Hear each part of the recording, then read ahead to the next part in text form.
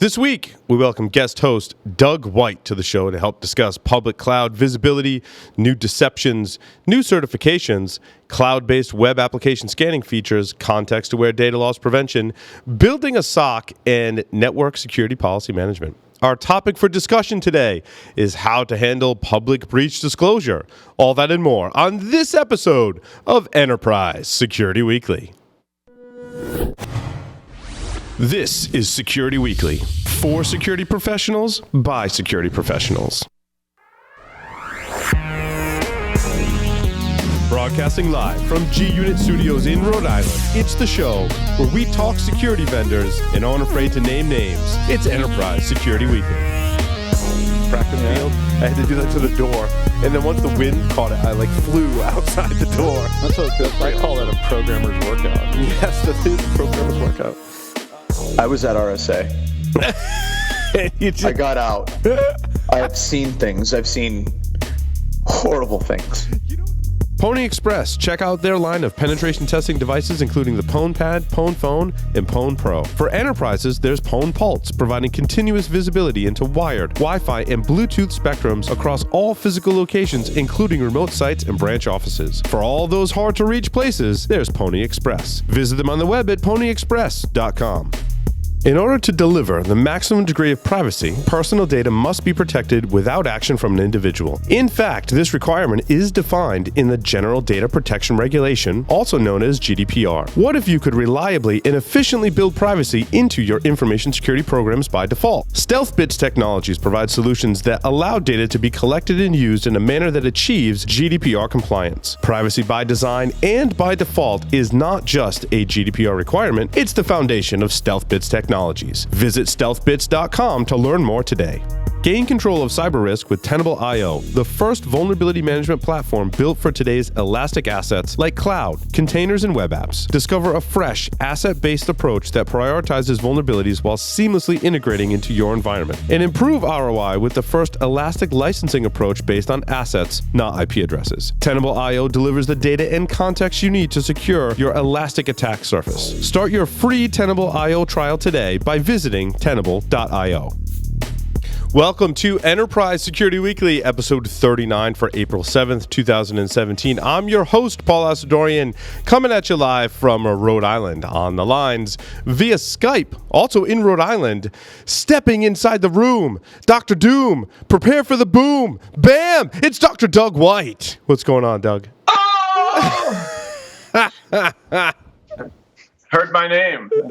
What's going on? Dude, are you trapped in a serial killer's basement or something? That's awesome. Save me. Yes, you gotta love my shower curtain green screen back there. It makes everything so exciting. I have all these lights now, but yeah, the shower curtain's got to go.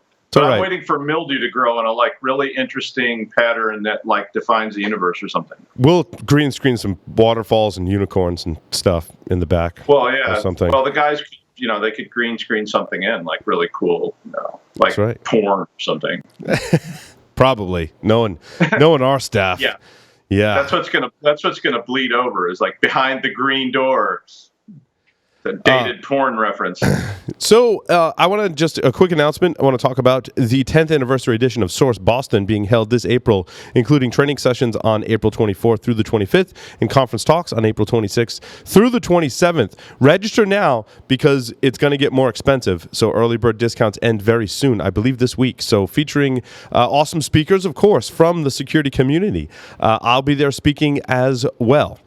Events will take place in Boston at the Courtyard Marriott downtown, and Security Week listeners get a $100 discount on either the training or conference passes when using the discount code Security Weekly. Visit sourceconference.com for more information. And we're here talking about the enterprise security news.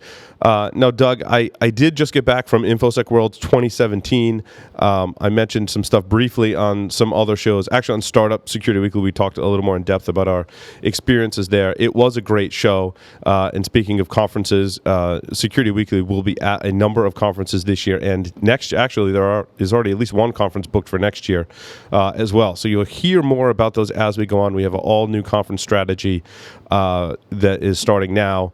and we're going to have all kinds of cool stuff to give away. We do recordings in the booth. We play trivia games in the booth. So make sure you come check us out at the various conferences this year and next year and well into the future. It's a lot of fun. We've got some shot glasses, rocks glasses, and beer steins coming in that are going to have our logo along with famous lines from Hacker Movies. So if that's not incentive, I don't know what is. We did not have those at InfoSec World. Some ideas take a little time for me to think of, and the rest of the group to pull it all together and have those ideas. And I'm excited, Doug. It's going to be awesome. You can try to drink Paul under the table in the booth at the conference and just see what happens, because it'll get really weird after a while. We do. We have been known to bring bourbon to our booth. Yeah, that seems to be. I heard about that. I was seeing people tweet about it and saying there's bourbon at that booth, and people were, which booth? And then so you probably got a lot of traffic right after that. So. I haven't gotten in trouble yet. We did 2 shows where we brought bourbon, and we haven't gotten in trouble yet. So hopefully, fingers crossed. It'll be good. So let's see. I wanted to talk about with you, Doug, specifically, because I know you delve into this area. Cisco has released some information about some new certifications.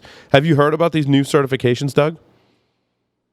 I actually have heard about the new certifications. Cisco sent out a whole bunch of notifications about it, and there's been a lot of Cisco stuff going on in the last couple of weeks. I have to pull that back up. But earlier, like last year, they introduced a cybersecurity piece to add to the CCNA. I'm probably going to go take that this year, because they added the security chunk onto CCNA to go with like routing and switching and connecting and all those other exams. They also added a cloud class. They've got, like, I think, a pure cybersecurity certification now. And this is an old thing that these companies have been doing since probably the 60s, or when IBM started introducing like programming certs for Fortran and things like that. Mm-hmm. Cisco can make a lot of money off these certifications. A lot of people want certs. A lot of companies want certs. So if Cisco can come to your enterprise and sell you on a package of these things, or convince you that these certs are valuable to your employees, then the next thing you know, you end up with a whole bunch of certified employees. Mostly their certifications to me have always been good. I hold several Cisco certifications, and the tests are hard. You have to study for them. So I presume these new ones are as well. I haven't really seen the newest ones. They've got these things that are called like digital skills certifications that involve, like, I think they've even got one for like business. Which I don't know what that means. But they've got this one here that's NPDESI Specialist Certification. It's for those who hold a CCNP or CCDP and want to learn crucial network programmability skills. Not sure exactly what that means. More programmability. My impression was I don't really know either. Though they always add on these stackable certs so that you can kind of keep climbing the Cisco ladder up towards CCIE levels, which are really, really sophisticated certifications. So I'm presuming that network programmability certificate, I don't know. Actually, I don't know what that means. Is there Cisco DNA? Is that their software-defined networking? Well, it could be, yeah. So maybe it's about their, I know they've got digital network architecture, virtualization, automation, analytics, cloud service management, and security under a single suite is what. And they've got an appliance, so they've started putting out appliances like Viata type appliances now for plug into VMware and whatever. So I haven't gotten to play with one of those yet, but I presume it looks just exactly like iOS. So it's probably about developing that kind of platforms within your enterprise would be my guess. I'm sure I'll get some more literature about that soon, because they're always trying to get you to pursue all those certifications. Yep. I'm actually pulling it up now to see if I can find out what it is. Did you play around with web application scanners much, Doug? Not that much, really. So I've actually evaluated a number of web application scanners, and one of the companies that I actually got a chance to speak with the founder and test out their product. I think it's a very good product. It's very much geared towards developers. It's from a company called Tinfoil, and Tinfoil does, this cloud-based web application scanning, right? They also integrate that into your development process as well. So as developers are coding, they're learning of vulnerabilities. They just introduced a feature that exists in some of these other cloud-based scanners, and that is it's a browser plugin that does your login recording. Because one of the most problematic things when you're doing web app scanning is getting your web app scanner to learn how to log into your application.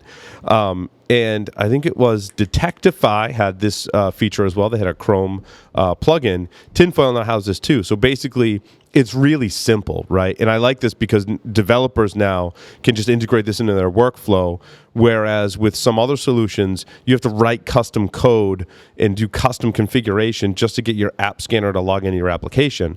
Now it's pretty easy. You visit your website, you get to the login page, you enable this browser plugin, which records your activities, you log into the website, you push stop recording, and then you do a log out, so that you also log out and it records that. Then you upload those data files into the application scanner, and it learns from that activity and from those logs exactly how to log into your application, which I think is awesome. That's the only way to do it. If you're doing application scanning, make sure you have some mechanism like this to log into your application. So that was an announcement from Tinfoil.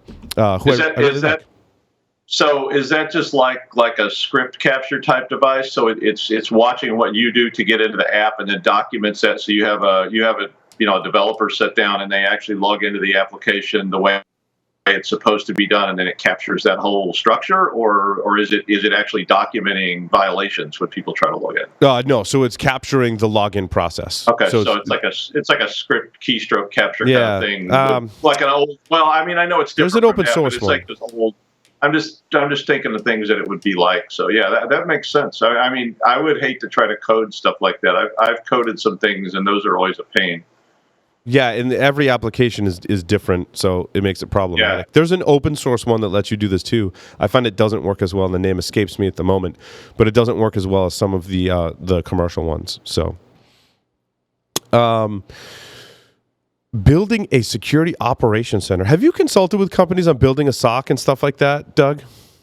Yes, I have. A couple times worked with companies that were building either SOCs or hot site type stuff or all of the above in terms of what they were trying to put together. And it used to be that was kind of the only way to build a SOC was to roll your own. And these were companies that typically had a lot of throughput traffic. They needed a way to centralize and monitor because, as you know, hiring, retaining talent is very challenging, and training those people is very challenging. So they were always, the ones I worked with were trying to centralize that in one location so they could put all those people together so they could yell over the wall and go, what do you think about this? And so, yeah, I have. Yeah, I think Logarithm actually posted an article on how to build a SOC, and I think that very closely relates to Logarithm's product as well, as its goal is to be one of the primary, if not the primary, dashboard and tool that you can learn about indicators of compromise in your environment and general health as well, I believe. So I think having the right people in your SOC is probably would you agree that that's the most important thing, is finding the right people? It is, I would say it's the most important thing categorically, because the biggest problem you're going to have with your SOC is people that are capable of evaluating so that you don't end up with hours and hours of false positives because your staff doesn't know what they're actually doing, and they don't know what the traffic looks like, and they don't know what your specific traffic looks like. And what that basically ends up doing to you is just creating a giant mess. And that's been a problem throughout the past because, one, trying to find people that had a broad-based enough skill set for a big enterprise where there's lots of stuff going on. It's not just, there's one little Windows server sitting out there somewhere. It's like we've got Windows and Linux and mainframes, and we've got SCADA stuff, and we have all kinds of VPN traffic and everything else. And you take a bunch of young people that have very little experience and stick them in there because they were the cheapest people you could find or the only people you could find. And all of a sudden you're going to spend all your time with a supervisory level person running herd on that. And I mean, I did some of that too. And it was just people yelling, I got something. And then you go look at it, go, no, that's a like IBM mainframe traffic. It's really common. It talks. Don't worry about it. and then once you got them trained up, guess what? Somebody tried to poach them away. Yeah. And so but having those good people in there, otherwise it's just kind of like a waste. Well, and I think the same problem comes when you try and outsource your SOC to an MSSP, is they suffer from the same problems that you just described, and you're just kind of outsourcing the problem, really. However, I think your cost is probably much lower if you outsource it.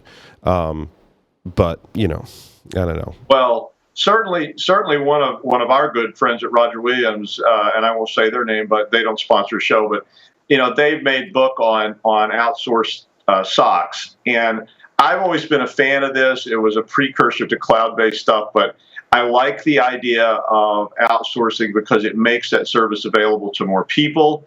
It means that you can spread the talent around, and you can train people up, to me, a little more effectively, because you do have a kind of corporate memory in that environment. So you don't have that one person who says, I'm going to pack up and leave and go across the street, and you lose everything. You've got a sort of continuity that you don't tend to get when you try to insource it. Now, if you're a big enough enterprise, you can insource it and maybe save some money. But when you start talking about mid-size enterprise and small enterprise, they need this stuff too. Right. Every single one of them needs it, from Bob's Car Wash up to IBM. You need some kind of SOC, and you can't do that when you're a small to a medium-sized enterprise. Not in the environment that exists right now, because when you go out in the job, I get calls all the time at the university from people saying, I need to hire somebody to do this very task. And I'm saying, yeah, right, good luck with that, because they're not paying, they can't find anybody, there's just not enough people available. So I'm a big fan of this outsourced SOC and sharing the expertise across a variety of vendors. What I always find interesting, too, about the SOC, Doug, is I think that organizations that are building it, and even ones that have built ones that are an outsource, people are coming to them for the operations center, security operations center services. They will spend, I think, too much time and a lot of time building like the dashboards and displays inside of the SOC. And I think my experience is that the SOC analysts are like, yeah, like all those monitors up there, like that's really cool to look at, but it's not really helping them move the needle on a day-to-day basis to do their jobs and find those indicators of compromise, right? Yeah, I mean, some of the earliest SOCs I saw were at large enterprises. I had the good fortune to be near a couple of really large enterprises when I was in graduate school, and I was able to see some very interesting undertakings. But they had spent years developing, wall-sized displays that had all kinds of. One of the things I remember was the use of this thing called Chernoff faces, which is like this weird psychological thing about how people respond to different facial patterns, like eyebrows and noses and mouths and all this weird stuff. And so if a manager could walk in the room that day and they look at the board and the faces are all going, they kind of know something's wrong. And supposedly you could assign all these details to different facial features and try to get some kind of elaborate, sophisticated system that would warn you. But yeah, I mean, these things cost millions of dollars to develop. They don't always work. And so the modern age where we started to see open source platforms for this, the availability of vendors who are providing things like this is really a good thing. So yeah, spending years developing a custom SOC is probably not your best bet, unless that's your value-added model. I mean, if your idea is that we're going to value add our company by building a better mousetrap, then go for it. But I think it's a very, very long and arduous path that may result in something that's not effective. I've been seeing my fair share of deception technologies on the market today, Doug, and I think slowly my viewpoint is changing. In fact, I spoke with a vendor that hopefully we'll be doing more with. That I did a short interview with them at the last conference, and Elusive Networks is one of those type of vendors. And Elusive is interesting because they basically just like spread a bunch of data and things around in your network and on your endpoints and monitor for those activities, and it's all kind of fake information, right? That's the whole concept behind deception. They've added to their product suite. I can't tell from their press release exactly what they've ended, except they're claiming now to be able to detect when an attacker does network reconnaissance and attempts to do man-in-the-middle attacks, which is kind of interesting. And I think where this really plays in for me It's really two areas that I'm researching right now for an upcoming talk, and that is when, phishing attack is successful, I compromise the system, right? So those are like two separate things. Like successful phishing is one thing. Actually getting the malware or malicious payload onto the system is yet another thing. But then they have to escalate privileges or manipulate credentials in some way. And that's a thing that you can detect. That I think that's where I'm pretty hopeful about some of these deception technologies and detecting that behavior. But then also there's a lateral movement, right? And that's what they're addressing in this press release, I believe, is when they start doing that network reconnaissance. So, queries for telling me who all the domain administrators are, or tell me where all the hosts are that are, on port 445, activity like that. And then, of course, doing any kind of man-in-the-middle attack, of course, responder and tools such as that. So I think deception is interesting in that light. I'm not sure outside of that if I'm really that impressed with some of the things that they're doing. Well, I like the idea. I mean, I think it grew out of the honeypot idea and things like that of just putting things there, but it also grows out of that artificial intelligence idea. I think William Gibson had it right back in 1987 when he was talking about artificially intelligent, malware and artificially intelligent firewalls and whatever. And I think this is the movement in that direction to try and start to create smart, responsive systems so they can look at things like these lateral moves. So if you see somebody who's connected and you see them start trying to escalate, or you see them trying to sidestep to a different account or to a different piece of equipment, being smart enough to recognize that, catalog it into a type of attack or an attack vector, rather than just limiting it to saying, that looks bad, we've got to flag it, but instead looking at it from a bigger picture. I'll say the word gestalt, holistic. But I think you're drawing the differentiate, or looking at the differentiation between an intrusion detection type system, right, which is just looking at bad behavior, and what you called artificial intelligence, which in this case is accurate if there is software on systems that is acting independently and autonomously to interact with bad and give the bad things some things they're expecting, and collecting information from those bad things, making decisions on what to send back to the bad things by itself. That is, in fact, actually artificial intelligence, even though every vendor under the sun uses that in their marketing, and most of the time it's not artificial intelligence. In this case, what we're talking about, I'm not sure that's how Elusive works, but in our context of our conversation, Doug, I think that could be a really cool technology. Absolutely, and that was the idea of the original honeypot concept. Is can I identify you and then redirect you? And I actually did some of that a long time ago. It was all manual, and I would certainly, since I was doing it, not call it intelligent. But what I was doing was watching for this group that was trying to attack me.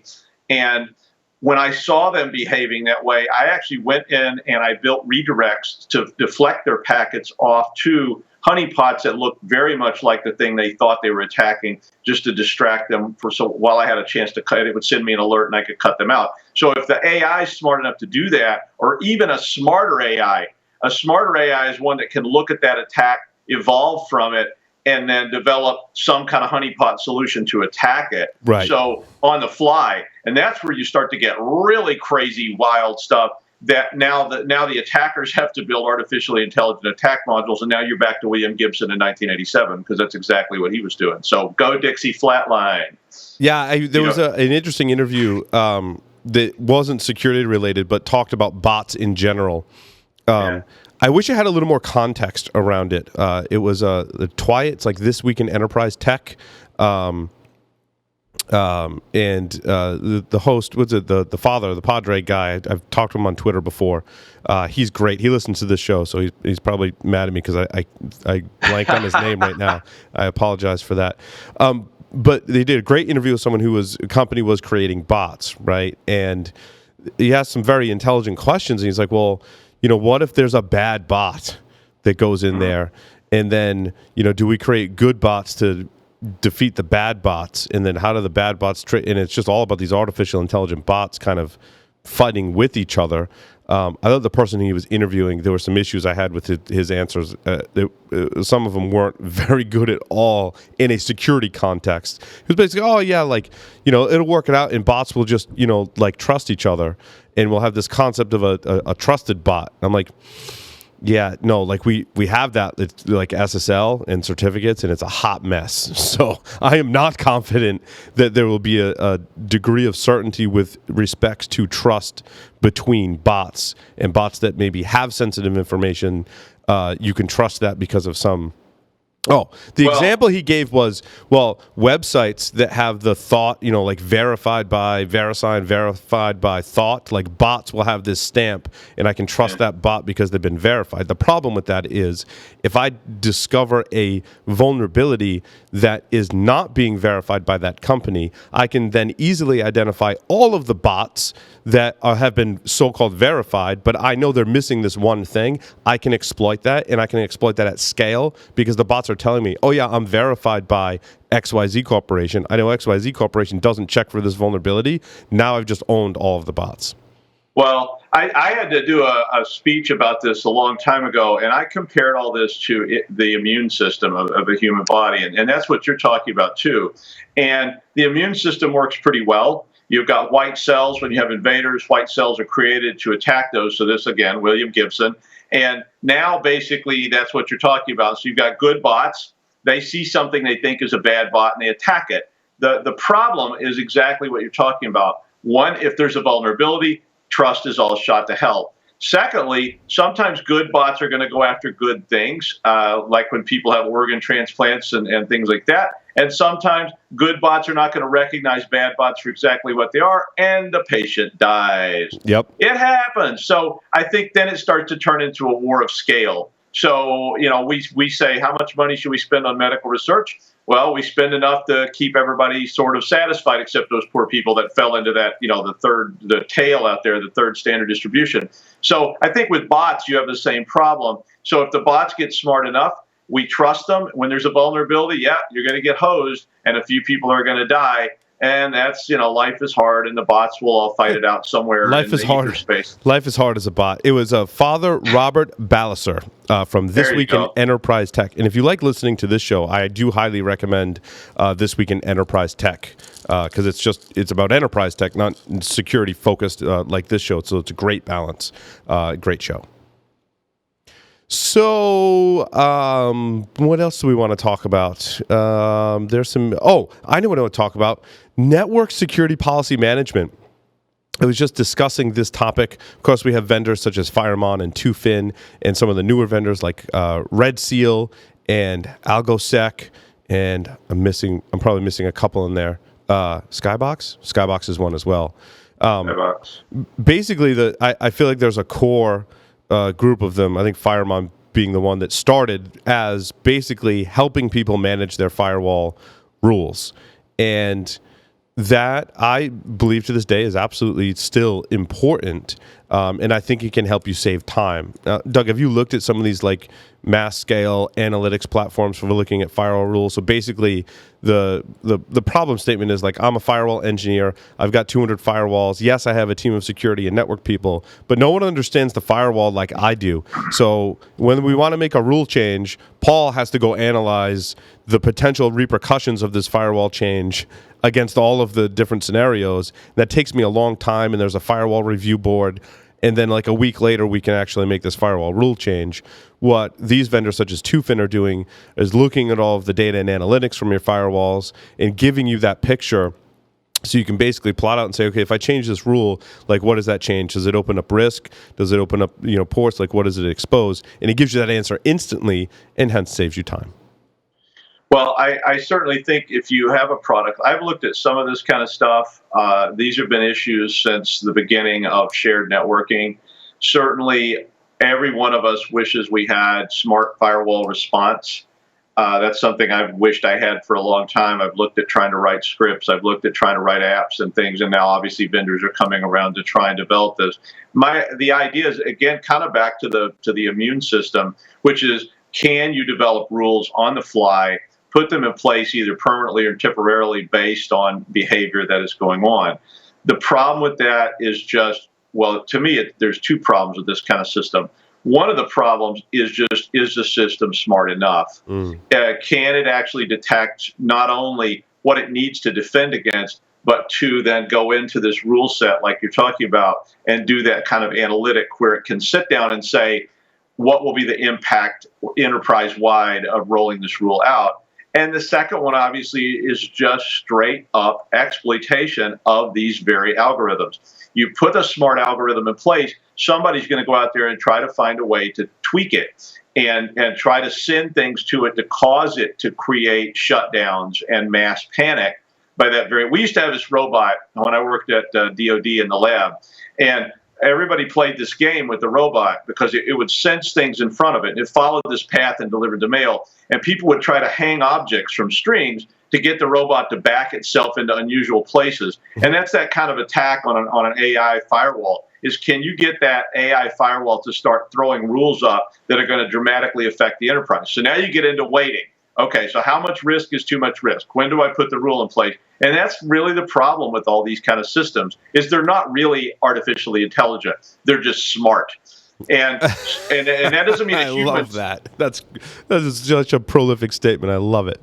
Well, I'm glad to be of service. But the thing is that, humans are the same way. Humans aren't necessarily intelligent either. They're smart, but they're not necessarily intelligent, which is why you end up with all these firewall review committees and all these other review committees. And even with all that in place, you may still screw up. But the problem is time. And you can't live in that real-time world of 30 years ago when you have attacks that are ongoing if you want to be responsive, because attackers are getting quicker, their botnets are getting faster, and you're going to have some kind of AI smart system that's going to dynamically implement security and maybe pull that security back after a while when it's not needed anymore. I mean, that's that shunning idea of just like, I'm going to shun you for so many seconds to get you to move on when you deal with denial of service attacks or other kind of things like that. So now I can write a kind of fancy Smurf attack to try and outmaneuver your AI firewall rules. And maybe my AI is smarter than your AI, and all of a sudden we have this like nasty AI war that goes on in 12 nanoseconds and brings a company to its knees for 3 days, or not. Just a couple other quick stories in there. Ixia has extended its product to deliver end-to-end visibility for public cloud. I'm not sure I have many more insights into that other than that was an interesting product announcement. I like the idea of it. I was reading about that product, and I love this lensing idea, that the ability to look at traffic from another angle as it's flowing back and forth between you and the cloud, because I do think there is a need for things like that. So I was reading that story going, I want to look at this product. It looks pretty interesting to me. Also, Counterattack has announced context-aware data loss prevention. My thoughts on this whole story, and you can go read it for yourselves, right? But is as vendors are, related to the previous story, reaching into the cloud, offering more of their services in the cloud, or to the cloud, I should say, they're realizing that they can do this data loss prevention or analyze what data that you have inside your cloud environment. I think even better, right? Because if all of your stuff is in the cloud and the cloud has APIs, I've spoken with some vendors recently that are like, well, yeah, we can actually identify some of the sensitive data. And with technology and the computing where it is today, they can actually do a much better job than we did in the past, basically trying to reach out to every single system. That's a double-edged sword, right? And I don't think either scenario is very good from a security perspective. Before, my problem with data loss prevention was, well, that document exists on every workstation and a couple servers and across these shares, so I got to go scour the network and then look for it on the network, and then do I look into every file? And that's hard because it's distributed. When it's consolidated inside of a cloud platform, now I can use the APIs of that cloud platform and I think do a much better job of analyzing the data. Now, I'm not sure if that works 100% of the time because DLP obviously has its issues. It's still largely signature-based, I think, is my big issue with it, right? You're still looking for a credit card number in terabytes of data. And I don't know, Doug, you could probably speak to this as well, as it kind of delves into forensics as well. Well, absolutely. And it delves into big data as well. So the idea of forensics, of course, is just very simple. It's just searching for known things, and obviously attackers have known this forever and ever. And all my life I've taught students, since I've been teaching students, I've talked about searching for the number 4388, or searching for 3767, or searching for certain key numbers that were always credit card lead-ins, searching for area codes, searching for zip codes. Mm-hmm. All those things are tied. Searching for patterns that look like social security numbers. And so building that into the cloud is important. And I do think these data loss, DLP, data loss prevention type packages, really do need to, again, I keep coming back to this, but they do need to get smarter because of the volume. And that's where it turns into the big data problem. Yep. The big data problem is just that. As we try to find patterns in large amounts of data, we also try to find vulnerabilities in large amounts of data. So one way to do this is just an old, like a neural net weighting system, where you looked at how many iterations of this type of document exist in our network. So I want to look at that we actually have lots and lots and lots of these. So they are probably more important than these other things that we don't have very many of, at least for that measurement. Now, we may then go on and say, yes, but how many of these are encrypted? How many of these have certain key information in them? And all those become different weights in that kind of algorithm. So the DLP algorithms now have to get smarter, because they're suddenly dealing with petabytes and exabytes of data in the cloud that they're trying to find what is an attacker going to target, which ones of these things are going to be targeted the most, and which things are the most valuable. So we end up trying to value how much risk is there, how valuable is this thing that's going to be stolen, and how many times does it occur. And we have to put all that together into some kind of algorithm that can do all this on its own, on the fly, real time, and bolt something on it then to do something about it once that happens. Because if it's just sending up flags all the time, well, it may be too late if that exfiltration has already happened and those documents have already started being stolen by the time you actually know that they're valuable. Suddenly you've got a giant loss on your hands. So now, DLP is a challenge. What you just said, Doug, is a fantastic segue into our topic today. So I'm going to conclude the news there. We're going to take a short break and come back and talk about how to handle public breach disclosure. So stay tuned.